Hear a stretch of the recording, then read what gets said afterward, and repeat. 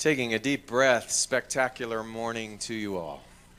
This is the final Sunday and the beginning of our new model, the last Sunday of January, where we have been focused on metamorphosis. And you have had the honor and the privilege to be able to sit and to glean from the wisdom of those on our spiritual council who have come and shared so far. Today is no exception. It is my honor to introduce a beloved colleague, one that you voted for in the council. He is the senior minister at New Thought Center for Spiritual Living in Lake Oswego, Oregon. For many, many years, he has served in the leadership position of our global organization, Centers for Spiritual Living. And above all of that, he's a brand new father who doesn't sleep much. And the fact that he is here as a beloved part of our new model is something that is near and dear to my own heart. And this happened also. He has been responsible for taking Centers for Spiritual Living and creating bridges with other religious denominations and social activism. And he was recently honored by the Fellowship of Affirming Ministries, which is a whole different pathway of religious affiliation. He has been solely responsible for creating those bridges and those alliances with them, that they honored both he and Dr. Michael Beckwith and our Dr. Ken Gordon with the title of Bishop. So please welcome Bishop Dr. David Alexander.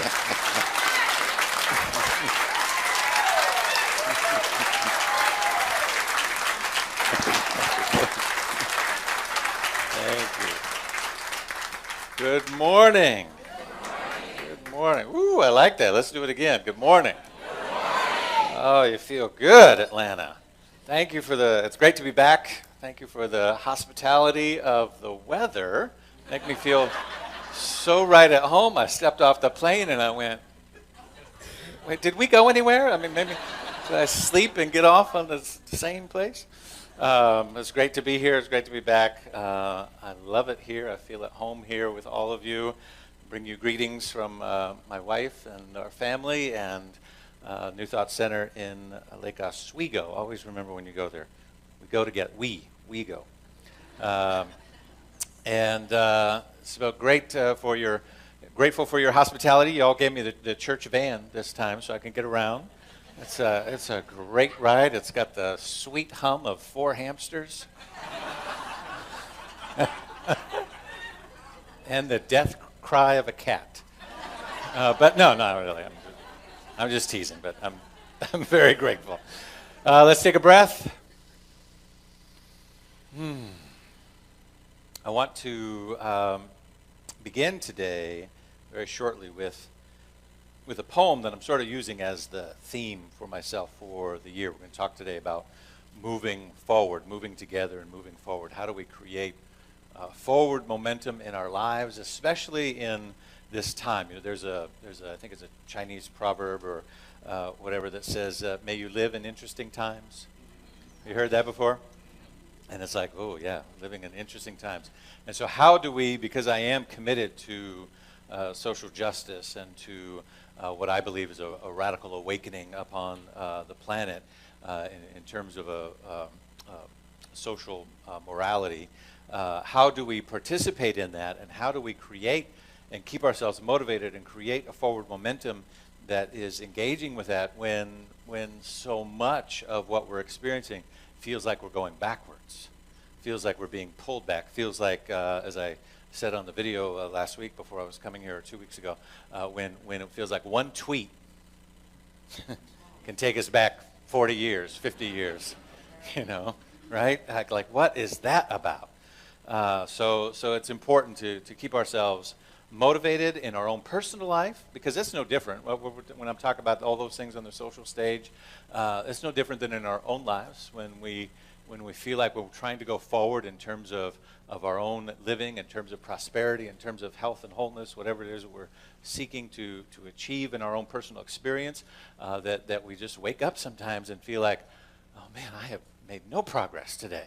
Right? All of those old thoughts are still there. All of those old patterns, all of those old things, and they're so strong, they're so ingrained. You know, the way that our brains are built, the way the the synapses are firing, and those grooves in our structure of our brain, all of those old patterns. How do I combat that with this new idea that I know is really where I want to be, but there's so much inertia seemingly moving against it?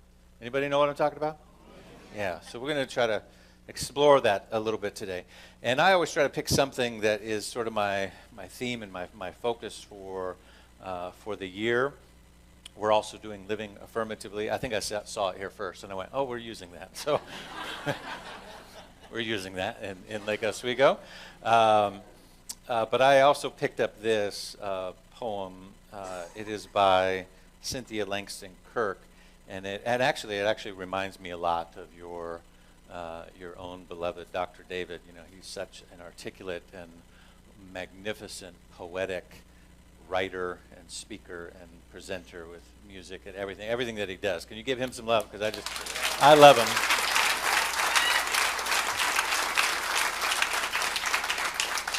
And literally, he came to my mind when I read this, just the first passage of this. I went, oh, that's like something he would write.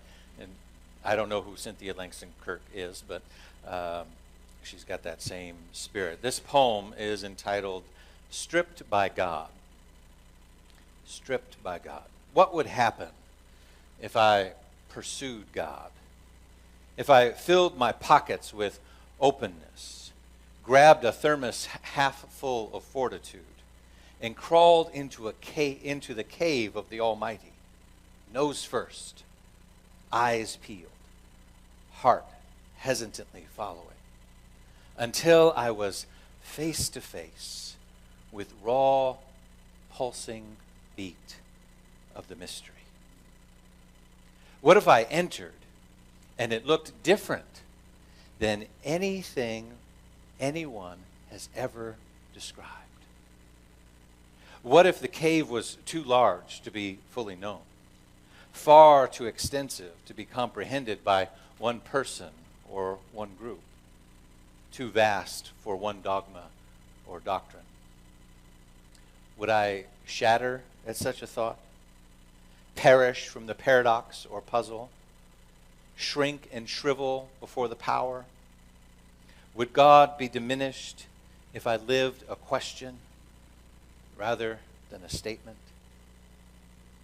Would I lose my faith as I discovered the magnitude of grace? Oh, for the willingness to explore, to leave my tiny vocabulary at the entrance and stand before you naked, stripped of pretense and rigidity, disrobed of self-righteousness and tidy packages, stripped of all that holds me at a distance from you and your world. Strip me, O God, then clothe me in curiosity and courage. Strip me, O God, and clothe me in curiosity and courage. And so that is my theme and focus for this year for myself personally, to step away from I love that vocabulary of the tidy packages of my vocabulary and the rigidity of the things that I know, that I think that I know, and to really put on the garments of curiosity and of courage. And so I do that wondering about the world that we find ourselves in. How do we today continue to move forward when there is so much work to be done on issues that seem like we've already solved? Anybody feel that way? Like, didn't we already do this? Like, and I know I'm a different generation. I was born in 1975, and so some of this stuff, it wasn't. I wasn't there.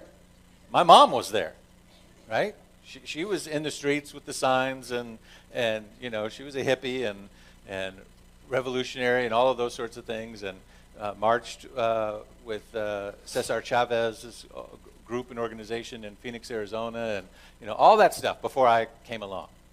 And so I grew up, and in my social studies class, come on, talk to me, somebody. I saw the pictures, and they were black and white, right? And I read about it, and it's like, that happened. People rose up, stood up, spoke up, and things changed. Yeah, you can say that again. So you guys are more vocal than my congregation, which I like because we're really white and it's true. That's Oregon. That's Oregon. And that's Lake Oswego in particular. And there's laughter there, but actually some of that was intentional by the people. We're not going to get into that today. maybe at the Q&A. But my point is that I have to teach them how to kind of holler back and be a little bit more Pentecostal. So I have a bell on my podium, and so when I make a really good point and they're not there with the or the amen, I go over and I ring the bell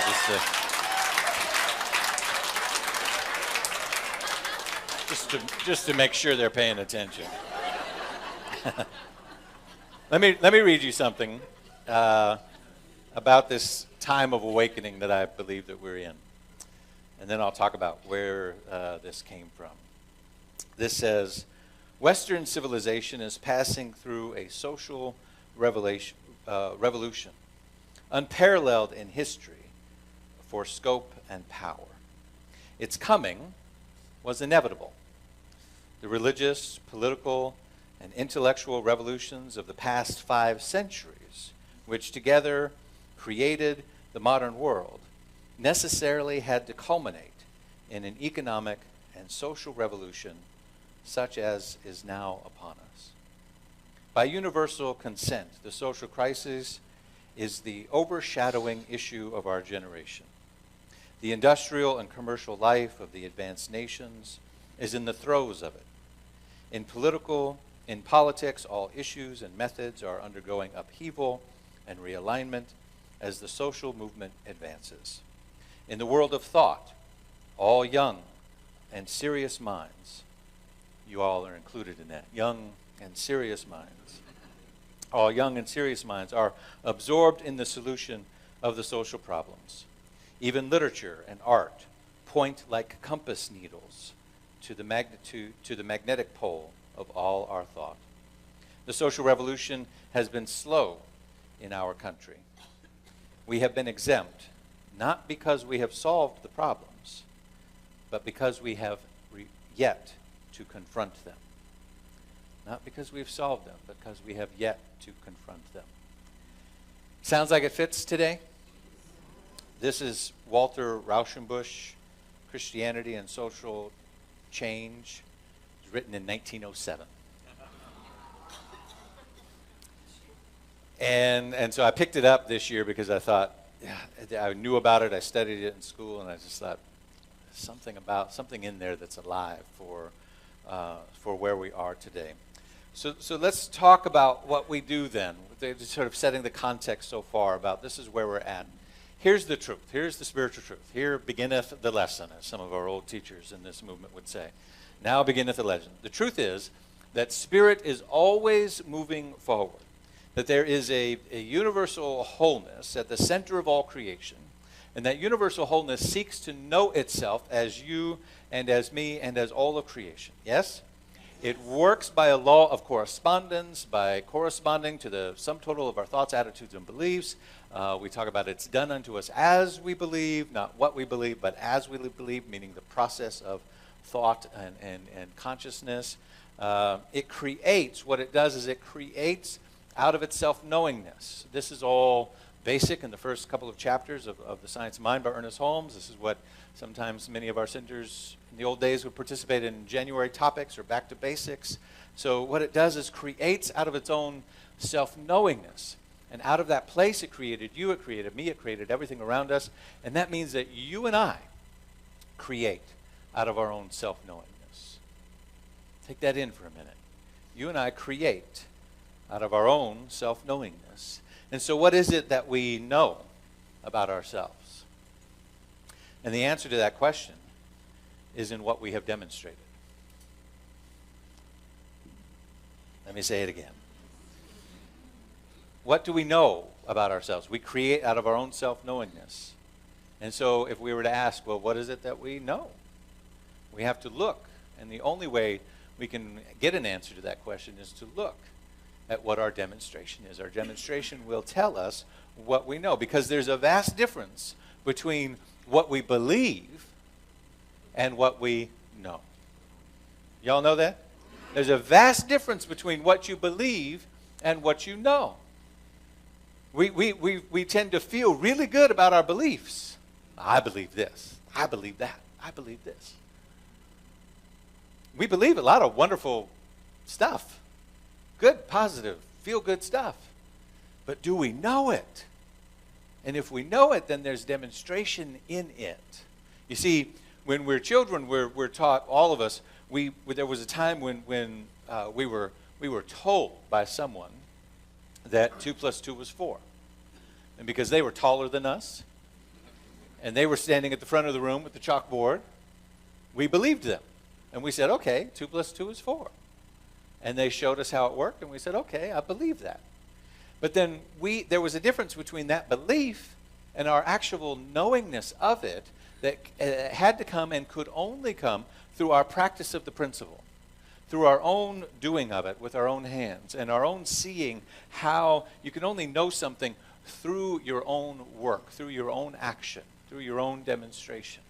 And so sometimes you got it right, sometimes maybe you got it wrong, but through the practice of the principle, you began to work the law, and then suddenly, one day, you said, aha, I see it now. I know it. And now from that place of knowing that 2 + 2 is 4, no one can convince you otherwise. Somebody else can talk and say 2 + 2 is 5, and you don't get defensive, right? You don't get upset. You don't have an overarching need to correct them, to tweet back. Oh, Lord Jesus.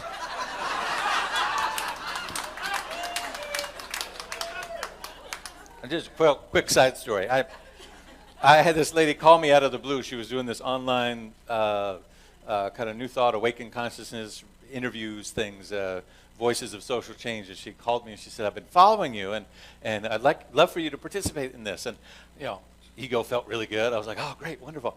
And she's like, yeah, I follow your ministry, and I followed you on Facebook and the things you write and your blog, and I follow you on Twitter. And I went, oh, God. Oh, God. Because I had a confession. I said, please don't post that in whatever. I said, we'll do the interview, but leave that out. Because honest to God, I have Twitter has been my therapy. And all the social changes we've been through in the last year or so. I'm of high consciousness and of a revolutionary message on Facebook and in my blog and in my messages. And the other side of me raises up in Twitter. The other side of me it's ugly, it's nasty, I talk back at the orange man, and it's not work that I'm really proud of. Now y'all are going to go look, aren't you? I gotta take my Twitter account down this afternoon. I've tried really hard. I'm like, David, don't do it. But it's been a little bit therapeutic. Anyway, where was I? Here's how it works. Thought plus feeling equals belief. Yeah? Y'all know that? Thought plus feeling equals belief. Belief plus action equals demonstration. So we believe something to be true, but it's not enough to believe it. We have to act upon it. We have to engage it. We have to put it into motion, not only through holding it in mind as a belief, but then allowing that belief to filter down literally into our body and into our actions and into the choices that we make, so that our demonstration, our actions are in alignment with our values, they're in alignment with our beliefs, and then demonstration is the outpicturing of that. That becomes then what we know. Sings back to us as demonstration. This is what I know, and I know this because I've demonstrated it, because I've worked the law in consciousness. I'm not just holding it as belief. Ernest Holmes says that the world is always a perfect outpicturing of consciousness. A perfect outpicturing of consciousness. When I first heard that line, I actually got a little upset because I thought, but the world's not perfect. There's this and there's that, and these social conditions, and there's, people going without food, and people being abused, and there's all of these wonderful, terrible things happening. What about that? And I sat with that line over and over again. The world is always a perfect outpicturing of consciousness. And then it clicked. It dawned on me. I thought, oh, the world is always in this moment, in this snapshot of time, today, currently, all that we have going on is a perfect outpicturing of our collective understanding of what we know. Now, we have beliefs that reach beyond that. We have beliefs that hold for something better. We have beliefs that say we can do it differently. But what we currently know is demonstrated in our current experience. The bad news is that there's some stuff that we have believed that it's not so great. And there's some stuff that we have demonstrated and known that is not so great. The good news is that whatever consciousness can do, consciousness can undo. The good news is that your consciousness can change. So what is it, again, as you're in your own personal life, today, my personal demonstration, whatever's going on around me in my affairs, financial, physical health, well-being, relationships, everything is a perfect outpicturing of my consciousness in this moment.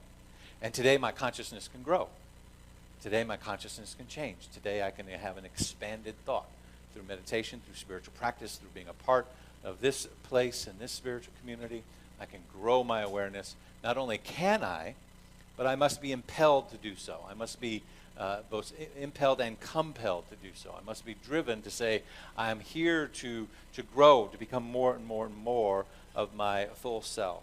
And that not only can it change, but the only way that it ever will change is if I decide to do something about it.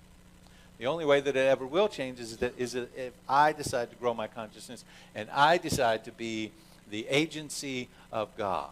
If I decide to be the agency of the divine, the place through which Spirit moves in my own life and in the collective world experience around me. So it's not just a doorway of hope that says, well, consciousness has done that, but consciousness can do something else. That's the doorway into that understanding is a sort of a gateway of hope. But there's also, I believe, a tremendous sense of responsibility and obligation that says the only way it's going to get better is if we make it better. Amen? And so we become the agents through which God works in the world. And we have work to do. I'm here to tell you today, and I know most of you know this, but we have work to do. I decided to look some things up just to see. I was shocked to hear, many of us heard about the school shooting in Kentucky just last week. And I was shocked to hear that that was the 11th school shooting of the year. Of the year of 2018, y'all. Of the year. That 43 plus million children live in poverty in America, just in our country, in the richest nation in the world. And on and on and on we could go with other statistics. All of this to say that all of that is a manifestation and a demonstration of thoughts that are held in mind. We have enough food, we have enough water, we have enough technology, we have enough know-how, we have enough everything to feed everybody, clothe everybody, house everybody, all of it. We have it, it exists today. I have a friend who was a friend of a friend, but he's in Canada, and he has created a machine that's about as big as this podium, a little bit shorter. And it draws moisture out of the environment and can do this in an arid desert environment and can draw moisture and produce potable water. Several, in an arid, still in an arid, dry desert environment, still produce several, like 30 gallons of potable water a day for a family. He can't get it distributed. He can't get it moved around the world. He can't get it in the places where it needs to be. Why? Because there are thoughts held in place that say, well, this and geopolitics and this thing and that thing and all of it, right? We have enough food to distribute throughout the world. We have all of these thoughts. And that's all that they are. They're thoughts that say, well, that can't happen because of this, and there's that problem and this. But the world is just a thought away from total transformation. It's just a thought away. It begins in belief and then must follow itself through in our demonstration. There is nothing happening now that consciousness did not create, and there's nothing that consciousness cannot heal. We are a new thought away from dramatic change in our world, personally and collectively. Just last week, there was a woman in our service who was a friend. She was actually the partner of a friend through the Fellowship of Affirming Ministries, which is mostly Pentecostal churches under the leadership of Bishop Yvette Flunder. And so I serve now on that College of Bishops with that group, and she came to do some training, mental health first aid training, and she's the West Coast Regional Bishop. And so I had her come and train our practitioners and other folks, and her partner, very, very new to New Thought, like, grabbing every piece of literature going through our lobby, studying, learning it all. And she came to the service on Sunday, and she was sitting there, and we did this very simple meditation song. It was something, you can relax now. Do you know that song? You can relax now. Go ahead and open your eyes. Breathe easy. You are a child of God. You only thought we were separate. These are I'm not going to sing for you. Although I can. So you are a child of God. You thought you were separate, but you misunderstood. These are the lyrics of the song. And it's a simple song, but we do it fairly often. It's known in our fellowship, in our community. And sometimes I think we take for granted what, our affirmations, our songs, the things that we do, even the things that we say, the principles that we teach, as just you and I, we're fishes, we're fish in the fishbowl, right? When the water's all around us, this New Thought atmosphere, and we just kind of know that this is what we do, this is what we say, and it feels good, and we like it. We don't realize how completely and radically transformational it is for someone else who's never heard it before. This woman lost it, and was a mess for the whole rest of the first service. And she said, thank God you have two services, because I got to come back, and be present to what you said the rest of the time, because that moment she was just literally falling out. And it so moved me, because it made me remember, and it helped me remember, what we have here, what you all have here, what we have together is so sacred and so special and so radically transformative in consciousness to people that we don't even know yet.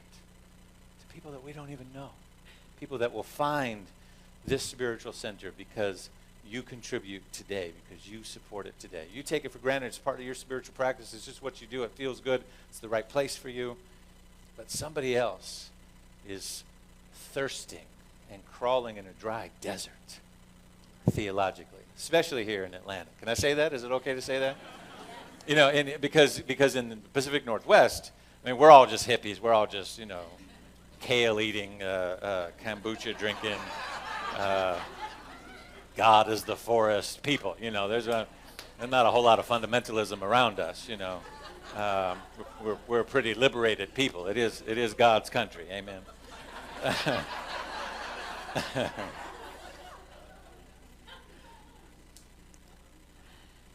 But you have something special here, and you are branching out and innovating and adapting and doing something that I'm personally just so excited to be a part of. Let me see if I can pull this together here. Wholeness is your nature. Say that.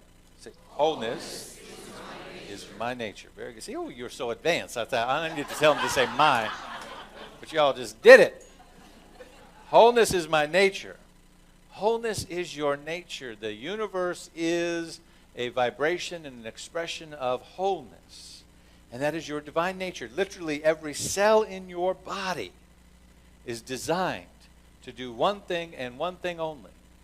And that is to thrive. It's to grow, to expand, to the cells multiply themselves, regenerate themselves in a paradigm of wholeness. And they only don't do that. Your cells are designed to do one of two things. One is thrive. Multiply, replicate itself, replace itself in the paradigm of wholeness. And the second is defend itself. But it only defends itself when there's a threat. remove the threat, and it goes back to its default position of thriving. So you're literally designed from the ground up, from the inside out, to do one thing, and that's to thrive. Wholeness is your nature, and it's the nature of everything around us. It does not matter how long you have been under the spell of separation. It does not matter how long you've been under the spell or the delusion of poverty or lack consciousness or not enoughness or unworthiness or any of that other stuff or fake news. All of that's fake news, right? All of that is just fake news in your consciousness, right? And it does not matter. Somebody asked me the other day, are we lost? Is the truth lost to this paradigm of fake news? And I said, the truth can never be lost. You can be delusional for a long time, but the truth can never be lost, right? Because the mind, here's how the principle works. The mind, once expanded, can never go back to its previous shape. I don't know somebody said that. I know Wayne Dyer used to use it a lot. The mind, once expanded, can never go back. And I like to add to that, but it sure can try. Amen? It can try. Oh, I mean, I've had my consciousness that tried to squeeze itself into that old shoe, into that old suit. And like, well, I'm going to get right back because it's comfortable. I remember when I bought that limited thought. And it looked good on me because it served me. But it doesn't serve you anymore. It doesn't matter how long it's been there. It can change in a moment. And the truth, that same truth is true for us collectively on the social scale as well. But wholeness is our nature is not the end of the story. That's just part one. Wholeness is your nature. Second, evolution is your design. Evolution is your design. You are designed to evolve. You're designed to grow. You're designed to expand. You're designed to become more than you currently are. So even if we are sitting today in a position of privilege, and we come to this beautiful, open, spiritual, inclusive place, and everything is well, and we've got the right relationship and the job, and everything's just humming along, you're not designed to stay there. Come on, talk to me, somebody. You're not designed to stay there. You're designed to evolve. You're designed to grow. You're designed to expand from that place. If things are going good, then you're designed to create more good. You're designed to give that good away. You're designed to participate in the continue. You're not here to get to a certain state and then stay there, right? You're here to continue to move forward, continue to expand, continue to grow. That your relationship, if it's great, can be greater. That your financial condition is good, it can be better, right? That everything in your life is fabulous, it can be even better. As you give it away, as you participate in a greater collective good, as you bring forward the genius that is within you. Yes? Yes. There's no going back. So 2017 was the year of calling things out, wasn't it? Yeah. We called some things out in 2017. We just said it like it was and just called it out. We said, no, that's bigotry. Nope, that's sexism. Nope, that's abuse. Let's just call it out. Let's just be real. So I've deemed 2017 the year of calling things out, and I'm claiming 2018 as the year of calling things forth. And it's important, amen?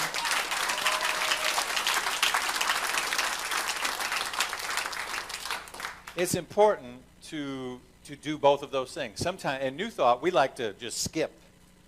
We like to skip right to the call things forth. Let's just live affirmatively. Let's just get to it, And if you've ever tried that, sometimes, a couple weeks in, you get to it and you'll be like, yeah, but why is all this stuff still, wrapped up in my world, in my consciousness? Because you haven't called it out yet. You can't be free of abuse until you call it abuse. You can't be free of addiction until you call it addiction. You can't be free of pain until you call it. You got to call it what it is. You got to name it. That's not giving it power. That's not giving it power. That's putting it in its place. That's saying, this has been here, and it's had this grip on me, and I'm naming it, and I'm isolating it through that naming it, and I'm calling forth the greater power. I'm calling forth the greater possibility. I'm calling forth the greater principle of love in my life. I'm calling forth the greater powers and principalities within my consciousness and within us collectively. So we got to call it out so that we can then call it forth. And this is the year that we are calling things forth. And as a society and as people, we are calling things forth. We are calling forth the celebration of diversity, of gender identity, sexual orientation, religious demonstrations, that all of these things are the glorious aspects of the one power and one presence of life that is all. There is no separation. We're calling forth the beauty of human nature in all of its expressions, as my friend Bishop Carlton Pearson says, trying to have sex, but trans, bi, all of it, right? That it's all part of the beautiful expression of the one power, one presence, that we're calling forth the empowerment of women in our society. We're calling forth the agency of our own bodies, and that is a divine right, that nobody can govern over us. And we're calling forth a society and a world that works for everyone. We're calling forth these things this year. Take a breath right here. Allow yourself to feel the generative energy of this moment, that this is a year in which we are moving forward together. The only thing that stops us from moving forward is the limitation of our own thoughts. It's the hesitation of our own doubt, the disbelief that resides somewhere inside of us. But all of that is just the inertia of the past. And the inertia of the past can never overcome the momentum of the future, the momentum of a spirit welling up within you. Or we can decide to take down all of the trees and put in a parking lot. But the inertia, the momentum of spirit and the momentum of the creative life will find its way. You leave that parking lot untended, and you know what happens. The roots, the grass, the softest, gentlest, sweetest aspect of the divine will come rising up like a mighty power through the cracks and presence itself again. So the inertia of the past and the inertia of our limited thoughts can never stop the momentum of spirit and that which is always going forward anew into its own creation. And that is through you, and that is through me, and that is through this collective moment of our individual life, of this spiritual community, and of our society. There might be times we get distressed, we get worried, we get concerned about the rhetoric, about the tenor of things in the social sphere, but understand that there are far number more of people doing good on this planet than there are not. There are a far greater number of people who are working for peace and equity and diversity and love and justice than those who are opposing them. It isn't even close. It isn't even close. And we are one in that number. And so in this moment, we take a breath. We invite ourselves to see more clearly now with the eyes of the divine. We invite ourselves to see through the glass darkly. To know that if any part of ourselves was once asleep, that we now awake. We invite ourselves to awaken into a greater consciousness of truth and love and beauty and wholeness, knowing that wholeness is our nature, evolution is our design, that something magnificent is happening right here and right now, as the very activity of my life, the very activity of this spiritual center, and the collective consciousness of the planet that is waking up. Oh, what a great and glorious morning it is in the presence of the divine. And that I and you and we are part of something bigger than we can even possibly imagine. The awakening of the planet into its greatest self, the awakening of humanity into its greatest self, the awakening of God knowing itself through our self-knowing. And so I commit in this moment. I commit to this spiritual community. I commit to my own journey. I commit to my own unfoldment, of my own depth of growing and educating and learning and expanding my own self, so that I might be deeply engaged in my own self-knowing as the activity of God awakening itself through all of humanity. For as I know myself, I create a world of peace, prosperity, and wholeness. And as we collectively know ourselves, we create a world of peace and wholeness and prosperity for all of creation.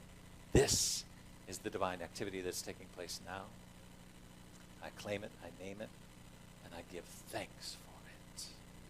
Thank you, God. Thank you, God. Thank you, God. Take a breath. So release this holy word and allow it to be the law unto our life now and forevermore. And so it is. Hi, I'm David Alt, and I simply want to say thanks. Thanks for taking the time to watch our broadcast here at Spiritual Living Center of Atlanta. We have a vision, and that vision is to reawaken all to their spiritual magnificence. And one of the ways that we are able to do that is through this very medium of broadcasting. So if you got anything out of this, if you felt in any way inspired, or if something spoke to you directly, then I extend an invitation to you to become a part of our family by donating. And there are many ways in order for you to be able to do that. One is to simply go to our website at slca.com, and there you will find all different kinds of prompts that will help you support what it is that we are doing here in Atlanta. One way is to become a pledger. That means that you decide on a monthly basis that you are going to help us with this vision. Another way is to donate through our management system called Fellowship One, another through PayPal, and another even easier way is on your cell phone. You can do what's called text to tithe, and that number is 404-796-7030. Again, thank you so much for your support, and I invite you to come back weekly to see what it is that we're up to. Blessings.